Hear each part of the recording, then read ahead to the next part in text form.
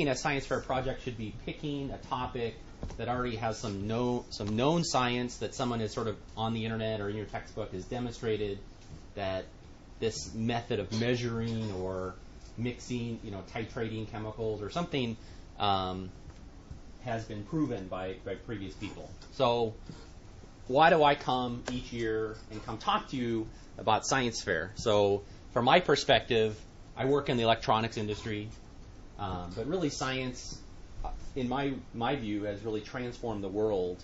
In terms of medicine, people are living longer. We're curing all sorts of diseases. We're mapping people's brains. You're able to jump on a plane and fly all the way to Singapore. Just the amount of information and communication you can pull off a smartphone today is literally changing the way we live and even changing the way third world countries are starting to access the world like they never have before. So science, I'll just make this as a statement, it's not just facts. It's not something you just see in a textbook, and it's not just previous experiments. It's observations and deductions that we make about the real world. And so really that's possible to do at your level. And in theory, it's a new conclusion that someone you might know, your parent, a friend, might actually care about. So that's sort of what makes a good topic. So if you want to say something about the world, often the hot topics are green energy, green topics like composting, energy. I think Zach Sonnenschein did biodiesel. That was a relatively technically challenging project. Things around health, although that's difficult to prove, like did I improve your health or not?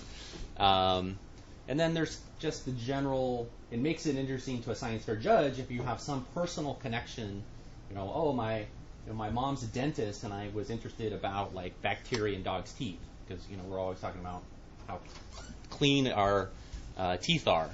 So, do you have a parent or grandparent that might be interested in the result? And, a great project, like a winning project, would be, if you actually could influence an adult's behavior based on your conclusion, right? That could be like the ultimate, like you answer this new question that no one's ever done before, and suddenly now I'm, buying this product as opposed to using that product. So, don't create new science. My advice to you is actually pick appropriate scientific techniques for your grade level. Like if you have to use lasers and